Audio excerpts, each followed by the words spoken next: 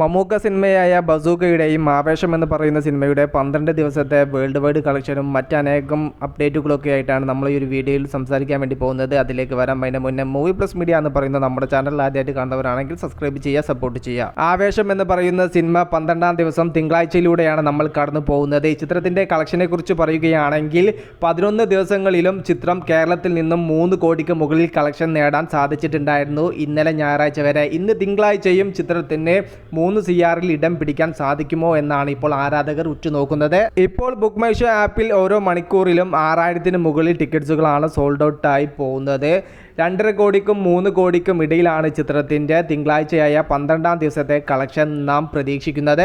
11 ദിവസങ്ങൾ കൊണ്ട് കേരളത്തിൽ നിന്നും 39 കോടിയോളമാണ് ചിത്രം നേടിയത്. ഇന്നത്തെ ചിത്രത്തിൻ്റെ കളക്ഷനോട് കൂടെ ചിത്രം 40 CRൻ്റെ മുകളിലേക്കാണ് കേരളത്തിൽ എത്താൻ വേണ്ടി പോകുന്നത്. വേൾഡ് വൈഡ് കളക്ഷൻ 11 ദിവസങ്ങൾ കൊണ്ട് 90 CRൻ്റെ അടുത്ത് എത്തിയിട്ടുണ്ട്. ഇന്നത്തെ കളക്ഷനും കൂടെ ചേരുന്ന സമയത്ത് 95 CRൻ്റെ അരികിലേക്കാണ് ഈ ഒരു ചിത്രം ഇന്നെത്തുന്നത്. തുടർച്ചയായ 11 ദിവസങ്ങളിലും ചിത്രം ബുക്ക് മൈ ഷോ ആപ്പിലൂടെ മാത്രം 100K ടിക്കറ്റ്സിന് മുകളിൽ സോൾഡ് ഔട്ട് ആയിട്ടുണ്ടായിരുന്നു.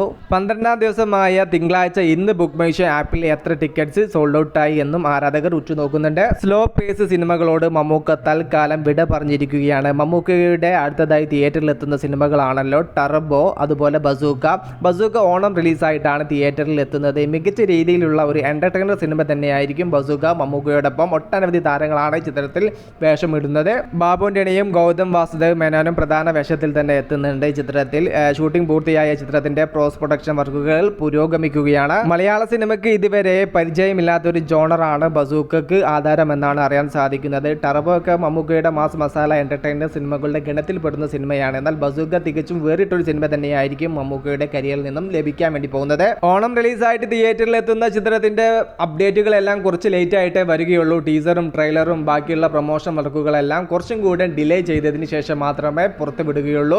ഇപ്പോൾ മമ്മൂട്ടി കമ്പനി ശ്രദ്ധ കേന്ദ്രീകരിക്കുന്നത് ടർബോ എന്ന ചിത്രത്തിന്റെ പ്രൊമോഷനും ബാക്കിയുള്ള അപ്ഡേറ്റിനും വേണ്ടിയിട്ടാണ്. ടർബോ തിയേറ്ററിൽ ബ്ലോക്ക് ബസ്റ്റർ വിജയം കൈവരിച്ചാൽ ബസൂക്ക എന്ന ചിത്രത്തിനും അത് ഏറെ ഗുണം ചെയ്യും. ടർബോക്ക് വേണ്ടിയിട്ടാണോ അതോ ബസൂക്കക്ക് വേണ്ടിയിട്ടാണോ നിങ്ങൾ കാത്തിരിക്കുന്നത്? ജസ്റ്റ് ഒന്ന് കമന്റ് ആയിട്ട് രേഖപ്പെടുത്തുക. മൂവി പ്ലസ് മീഡിയ, ഞാൻ ജനുജന.